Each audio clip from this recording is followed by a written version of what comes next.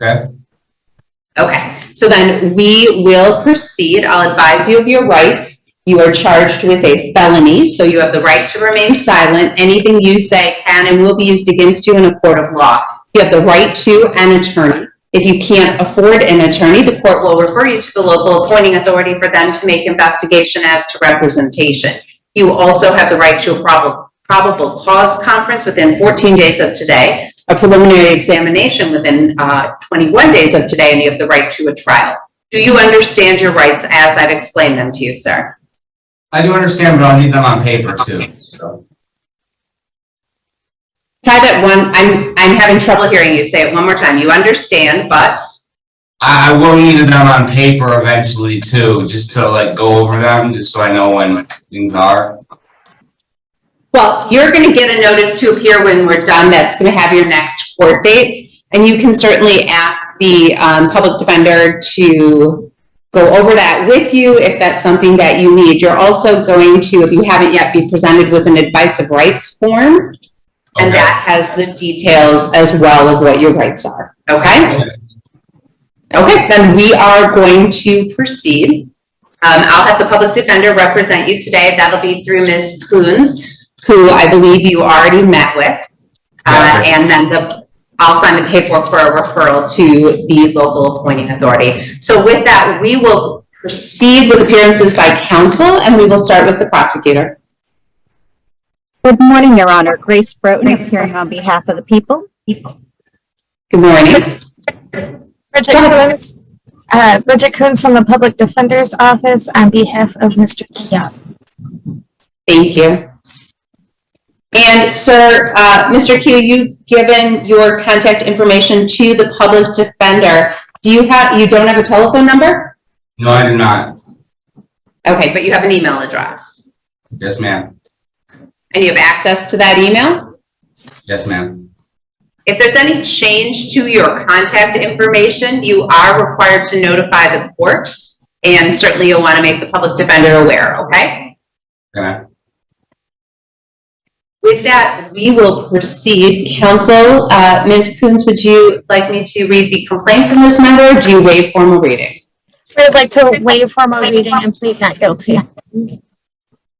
Okay, very good. So, sir, you are here on the single count accessory after the fact to a felony, and I've advised you of your rights. We'll have you stand mute today. That means you'll remain silent as to the charge. I will enter a plea of not guilty on your behalf. I will schedule you for your next court date. That is a probable cause conference.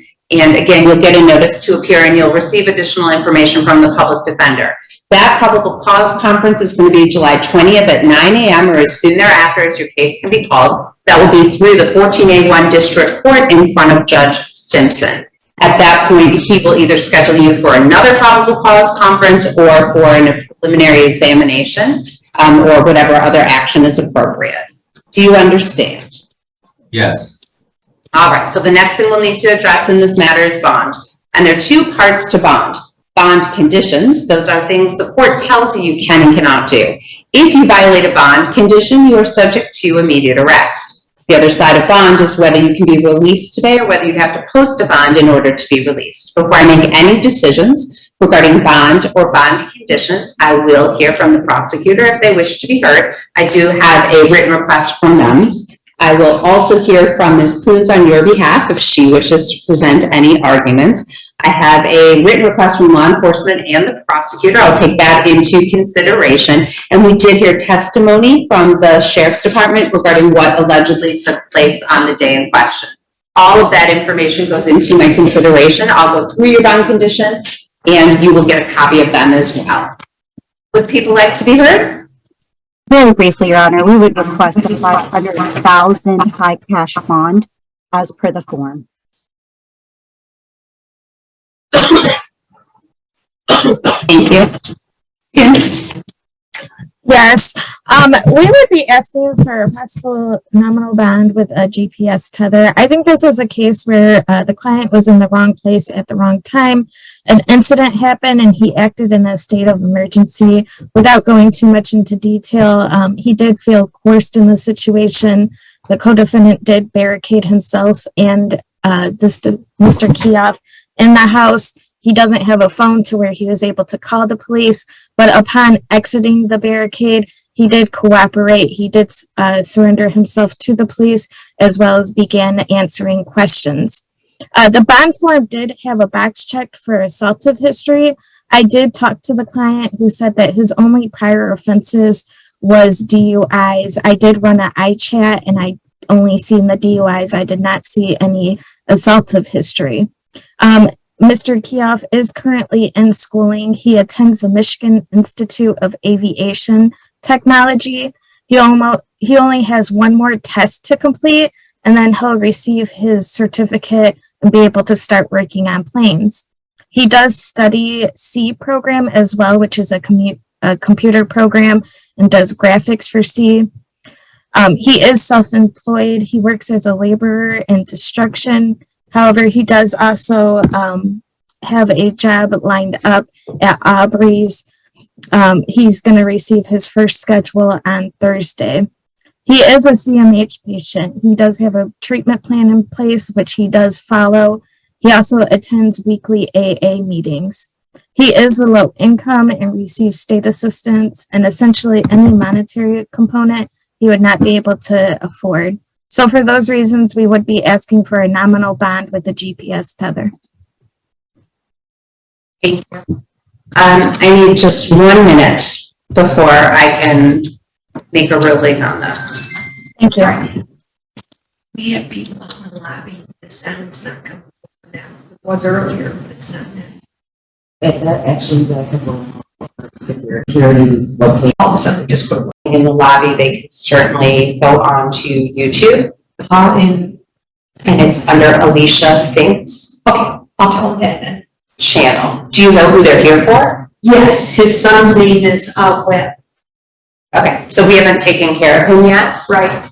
But they're welcome to go onto the YouTube channel, and then they should be able to watch. Okay, thanks. Thank you. Do you just want to make sure that recording is still working, that you can still hear us, just in case? Sorry, just a slight technical issue. Testing, testing. Testing, testing. Okay, it's still recording. Okay, sorry about that.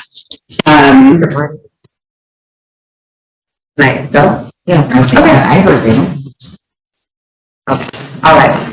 All right, so at this point, did the people have anything further to offer in response? Nothing that the officer has already testified to. Nothing. Thank you. All right, so I have had an opportunity this morning to hear testimony regarding what took place on the day in question out at International Drive. That was July 6th.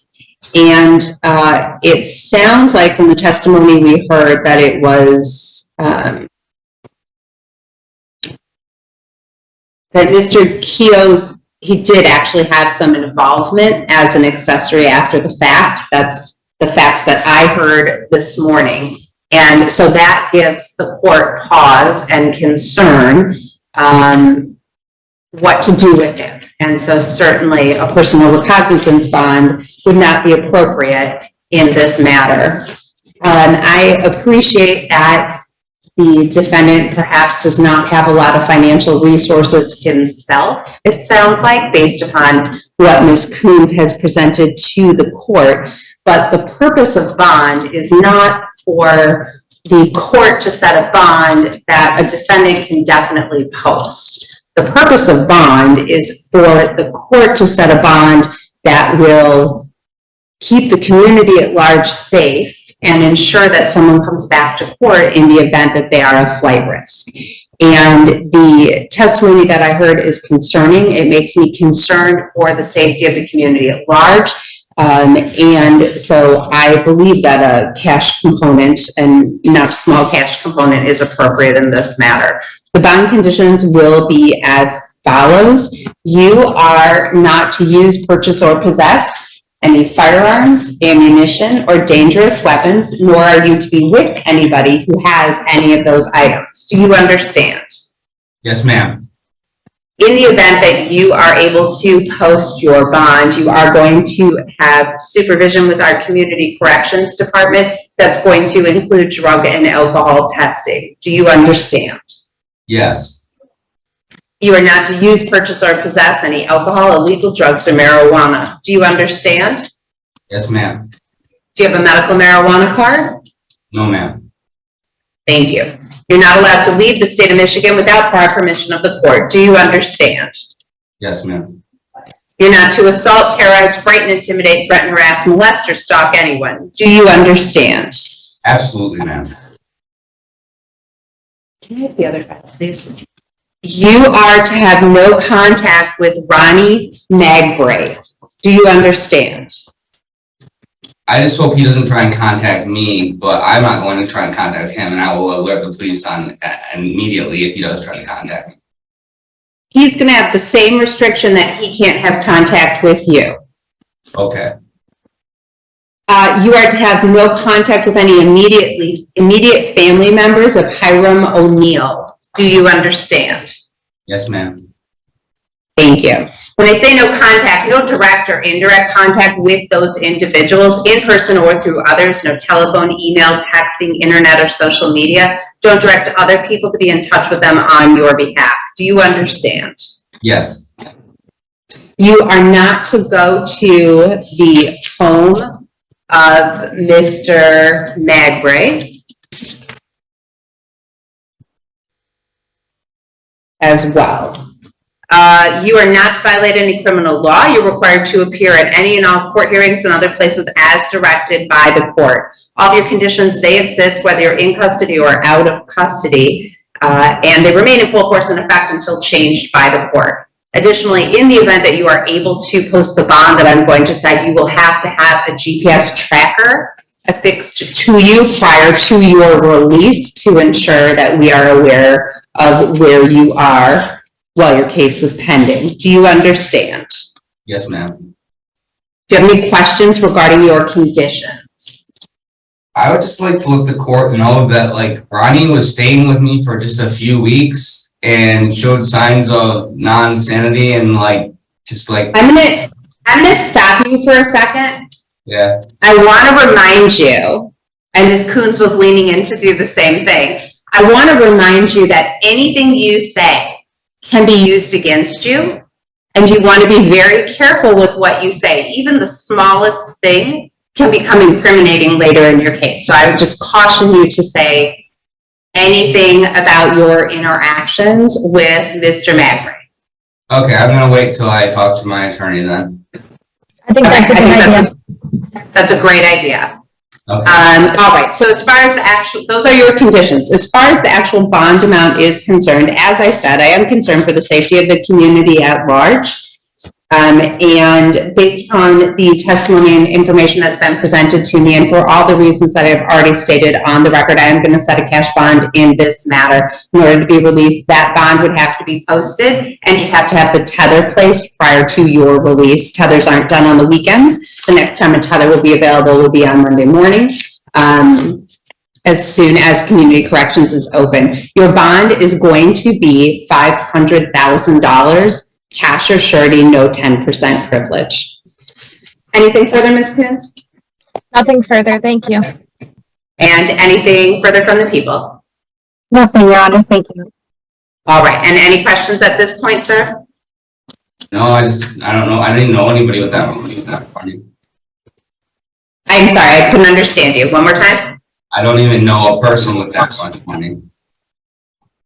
Okay, well, in the event that you can't post that bond, then you will remain in custody until your next court date. Again, I've given you the next available date that we have. That's probable cause conference on July 20th, and that's at 9 a.m. or as soon thereafter as your case can be called.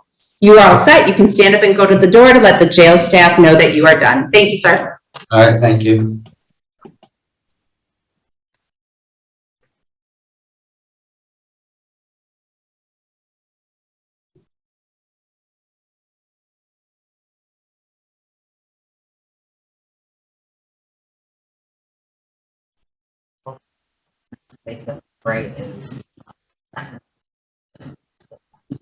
Releases. Okay. I'm told by the jail that Mr. Magray is not willing to participate today. At the jail, is that correct? Mr. Magray is not willing to participate? That is correct. Okay, so for Mr. Magray, he will continue to be held with no bond until he is seen. So we will try again tomorrow. I'm told that he has some felony holds, so those wouldn't be taken care of until Monday. I'm Okay. hoping he'll change his mind and we can at least take care of him tomorrow. Okay. You ready for this? All right, so we still need to get paperwork on Williams. We haven't done the swear to. So you're welcome to seat the person if you want, and I'll figure out what the situation is with the paperwork. All righty, I'll do that. All right, thank you so much. Thank you.